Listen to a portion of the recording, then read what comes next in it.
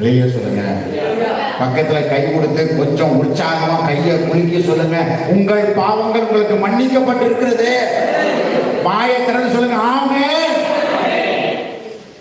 பாவம் மன்னிக்கப்பட்டிருக்கிறேன். பலகடி ஆசீர்வாத பலகடி பரலோகத்தின் பலகடி திறக்கப்பட்டோம். ஆசீர்வாதம் ஐஸ்வர்யம் இறங்கி சோதனையின் பிதாவிடத்துக்கு இறங்கி உங்க வீட்டுக்கு வரும், உங்க குடும்பத்துக்கு வரும், நம்ம சபைக்கு வரும். பாவங்கள் மன்னிக்கப்படலாம். சுவரா இருந்து கொண்டு உங்கள் வானம் அடைக்கப்பட்டதா இருக்கும்.